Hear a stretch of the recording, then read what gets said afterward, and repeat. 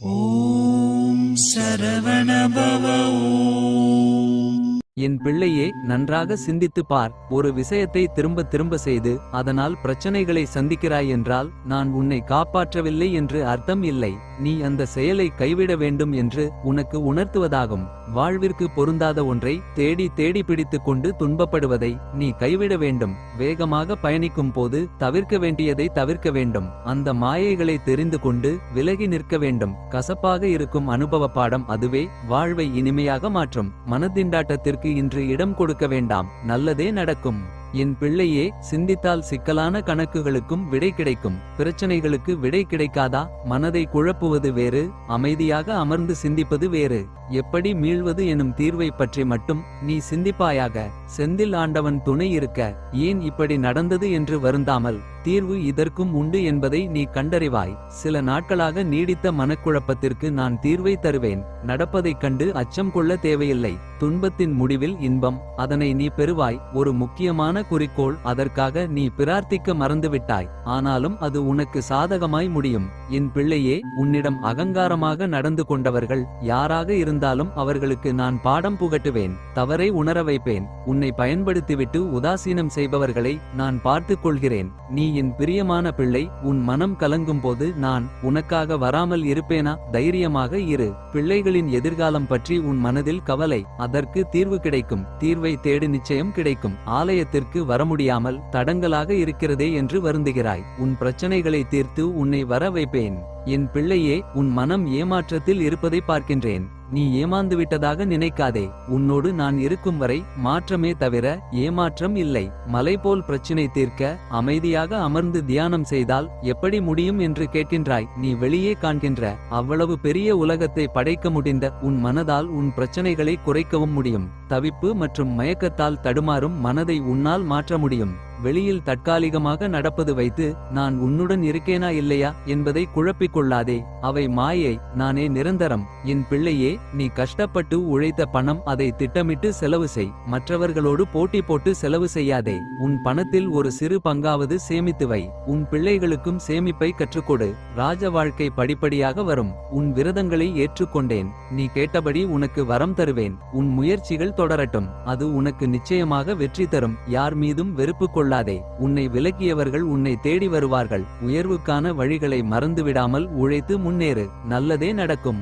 என் பிள்ளையே, மகிழ்ச்சியான செய்திகள் வரும். பிரிந்த நட்புகள் சேரும் நேரம். இன்பமான செய்திகளை பகிர்ந்து மகிழ்வாக இருக்க போகிறாய். உன் முகத்தில் படிந்துள்ள இருண்ட கவலை கோடுகள் மறையும். எதிர்பாராத ஆச்சரியங்களை உங்கள் வாழ்க்கை துணை உங்களுக்கு தருவார்கள். அன்பும் மகிழ்ச்சியும் உங்கள் வீட்டில் நிறைந்திருக்கும். சில மாதங்களுக்கு முன் நீ ஒரு விஷயத்தில் கண்ணீர் சிந்தினாய். ஆனால் அதை நான் புன்னகையாக மாற்றிவிட்டேன். அப்போது நீ நினைத்தது வேறு, இப்போது நடந்தது வேறு. உன்னுடைய நேற்றைய பிரார்த்தனையில் வெளியில் சொல்ல முடியாத சோகம் இருந்தது. அதனை சரி செய்ய உதவுவேன். என் அன்பு பிள்ளையே, உன் பலத்தை சோதிக்கும் அளவுக்கு கஷ்டங்கள் வந்தாலும் அதை தாண்டி நீ அடிகளை எடுத்து வைக்க வேண்டும். உனக்கு பக்கபலமாக நான் இருப்பேன். ஒன்றை இழந்தால் அதை விட சிறந்தது உன்னை வந்து சேரும். நீ இழந்தது உனக்கு நல்லதல்ல என்பதை காலம் ஒரு நாள் காட்டும். நம்பிக்கையோடு காத்திரு. நல்லதே நடக்கும். உன் கஷ்ட காலத்தில் நீ மட்டும் இருளில் இருப்பது போல் தோன்றும். அப்போது என் மீது நீ மனதார நம்பிக்கை வைத்தால் உன் முன் ஜோதியாக தோன்றி உன்னை இருளில் இருந்து மீட்டு விலக்கி உன்னை தாங்கி பிடிக்கும் உறவாக நான் இருப்பேன். என் தங்க பிள்ளையே, தனி மரமாய் நின்று போராடுகிறாய் என்று நீயே உன்னை தாழ்வாக நினைத்து விடாதே. உன் பின்னால் இருந்து உன்னை வழிநடத்த உன் அப்பன் நான் இருக்கிறேன். யாரிடமும் உதவி கேட்டு மட்டும் நின்று விடாதே. பின் அங்கேயே நின்று விடுவாய். மனதில் உள்ள கவலைகளை உனக்குள்ளே வைத்திருந்தால் நிம்மதி எப்படி வரும்? அதை என்னிடம் சொல்லிவிட்டு இன்று புதிய முயற்சி செய்ய நினைத்தால் செயல்படுத்து. இல்லையென்றால் செய்ய நினைப்பதை செய். நான் நடத்தி வைக்கிறேன். என் பிள்ளையே, என்னதான் ஆறுதல் கூறினாலும் உன் மனம் எதையாவது நினைத்து மீண்டும் கவலைப்படுகிறது. நன்றாக இருக்கும் போதே திடீரென சோகத்தில் ஆழ்ந்து விடுகிறாய். முழு சரணாகதி என்பது என்னிடம் ஒன்றை ஒப்படைத்துவிட்டு அதை பற்றி கவலைப்படாமல் இருப்பது. ஆனால் நீ என்னிடம் ஒன்றை ஒப்படைத்த பிறகு மீண்டும் கவலையில் ஆழ்கிறாய். உன் ஆழ்மனதில் சேரும் கவலைகள்தான் உன் வாழ்வை கவலைக்கிடமாக ஆக்குகின்றன. உன் நல்ல குணத்திற்கும் பிரார்த்தனைக்கும் பல நல்ல முன்னேற்றங்கள் காத்திருக்கின்றன. தீபம் ஏற்றும் போது உனக்கு வேண்டியதை மட்டும் கேள். அதற்கு முன் அமர்ந்து கவலைகளை சிந்திக்காதே. என் பிள்ளையே, எதை பற்றியும் நீ கவலைப்பட தேவையில்லை. எதுவும் உன்னை விட்டு போகாது. நான் உனக்காக படைத்த விஷயங்கள் உன்னை வந்தடையும். உன் ஆரோக்கியம் பற்றிய கவலையோ மற்ற கவலையோ வேண்டாம். குடும்ப உறுப்பினர்களுடன் இருக்கும் தருணத்தில் மனக்கவலையை வெளிப்படுத்தாமல் மகிழ்ச்சியாக இரு. உன் வாழ்க்கை என் கையில், உன் எதிர்காலத்தை நான் பார்த்துக் கொள்வேன். மனதை மகிழ்ச்சியாக வைத்துக்கொள். கர்மவினை எண்ணங்களாக வந்து கொண்டு இருக்கும். எல்லா எண்ணங்களுக்கும் நீ முக்கியத்துவம் கொடுக்க வேண்டியது இல்லை. நல்ல எண்ணங்களை தேர்ந்து எடுத்து சிந்திக்க பழகு. அதுவே உன் வாழ்வில் நடக்கும். என் அன்பு குழந்தையே, நீ மிகவும் கஷ்டப்பட்டாய். இவ்வளவு நாட்களை நீ எப்படி கழித்தாய் என்று எனக்கு தெரியும். இனி எந்த பிரச்சனையும் இல்லை. பொன்னான நாட்கள் உனக்காக காத்திருக்கிறது. என் ஆசிகள் உனக்கு உண்டு. மாற்றங்கள் எப்போது வேண்டுமானாலும் தோன்றும். உன் வாழ்வில் நீ நினைத்து பார்க்க முடியாத அளவிற்கு அதிசயமானது நிகழப்போகிறது. ஆனந்தத்திலும் நிறைந்த நிம்மதியிலும் திகைக்கப் போகிறாய். இது சத்தியம். என் பிள்ளையே, யார் உன்னை வேண்டாம் என்று நினைத்தார்களோ அவர்களே வருந்துவார்கள். அந்த அளவுக்கு உன்னை உயர்வான இடத்தில் நான் வைப்பேன். உனக்கு யாரும் இல்லை என்று நினைத்து கொண்டு இருக்கிறார்கள்.